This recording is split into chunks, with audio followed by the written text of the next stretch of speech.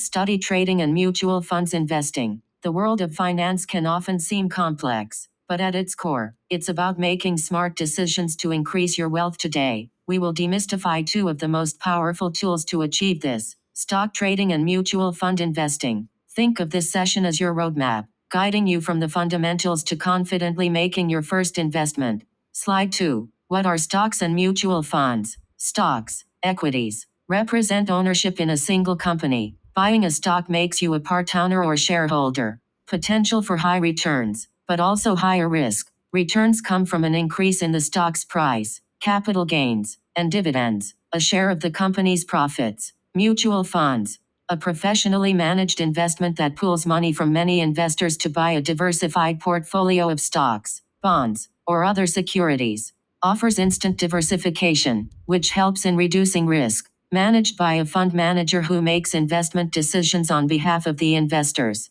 Ideal for beginners who may not have the time or expertise to research individual stocks. Slide 3. Why invest? The power of compounding. Beat inflation. Investing helps your money grow faster than the rate of inflation, preserving its purchasing power. Wealth creation. Regular and disciplined investing can help you build a significant corpus over the long term. Achieve financial goals. Whether it's buying a house, funding your child's education, or retiring comfortably, investing can help you reach your financial milestones. The magic of compounding. Compounding is the process where your investment returns start earning returns of their own. The longer you stay invested, the more your money works for you. Slide 4. Getting started. Prerequisites. Before you can start investing, you'll need a few essential things. 1. PAN card. A permanent account number is mandatory for all financial transactions in India. 2. Bank account. You'll need an active bank account to link to your investment accounts for seamless transactions. 3. Demat account. A demat, dematerialized account holds your shares and other securities in an electronic format. 4. Trading account. A trading account is used to place buy and sell orders in the stock market. Note: most brokerage firms now offer a 2-in-1 or 3-in-1 account, demat, trading, and bank account, for convenience. Slide 5. How to open a demat and trading account. Opening an account is a simple, mostly online process. 1. Choose a broker. Select a registered stockbroker. Consider factors like brokerage fees, platform user-friendliness, and customer service. Popular options in India include Zerodha, Grow, Upstocks, and ICICI Direct. 2. Fill the application form. Visit the broker's website and fill out the online account opening form. 3. KYC. Know your customer verification. You will need to submit your PAN card, Aadhaar card, a photograph, and your signature. This is usually done online through a video verification process. 4. E-sign the form. Use your Aadhaar-linked mobile number to digitally sign the application.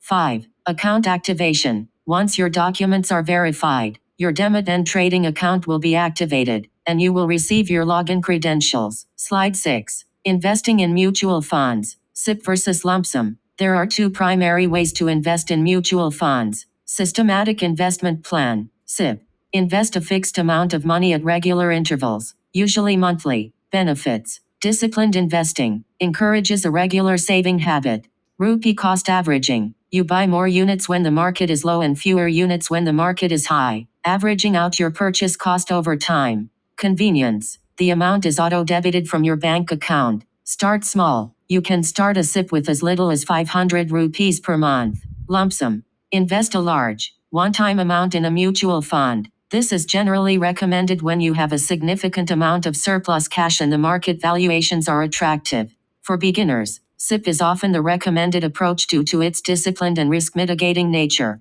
Slide 7. How to choose the right mutual fund. With thousands of mutual fund schemes available, here's how to narrow down your choices. 1. Define your financial goals. Are you investing for a short-term goal, 1-3 years, or a long-term goal, 5+ years? 2. Assess your risk tolerance. How comfortable are you with the ups and downs of the market? Mutual funds are categorized by risk, from low-risk debt funds to high-risk thematic funds. 3. Consider the fund's past performance. While not a guarantee of future returns, a fund's long-term performance can give you an idea of its potential. 4. Look at the expense ratio. This is the annual fee charged by the mutual fund company to manage your money. A lower expense ratio is generally better. 5. Research the fund manager's experience. The fund manager plays a crucial role in the fund's performance. Slide 8. Common types of mutual funds for beginners. Index funds ETFs. These funds track a market index like the Nifty 50 or Sensex. They are low cost and offer broad market exposure. Large cap funds. Invest in large, well-established companies. They are relatively less volatile compared to mid-cap or small-cap funds.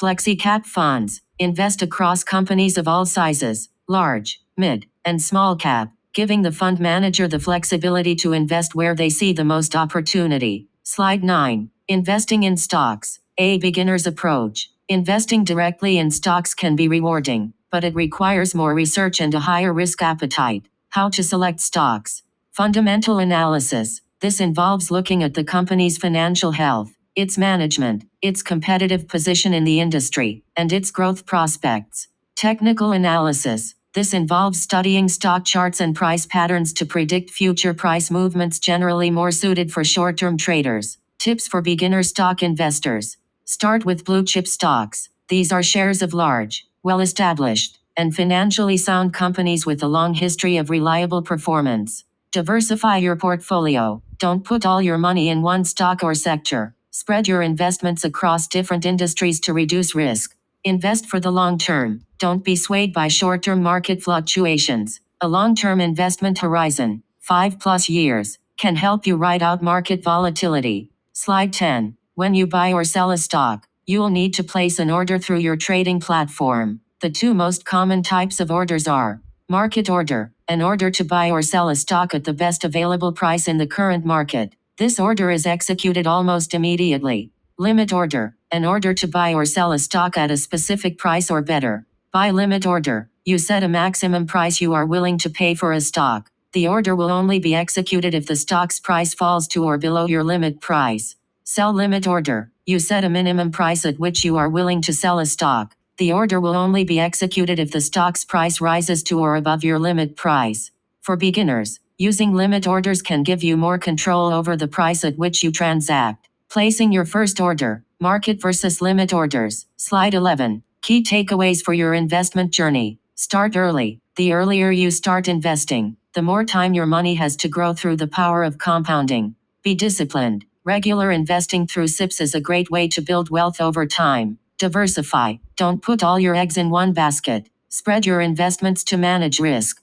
Think long term. Don't panic during market downturns. Focus on your long-term financial goals. Do your own research. While it's good to seek advice, always do your own research before making any investment decisions. Stay patient. Wealth creation is a marathon, not a sprint.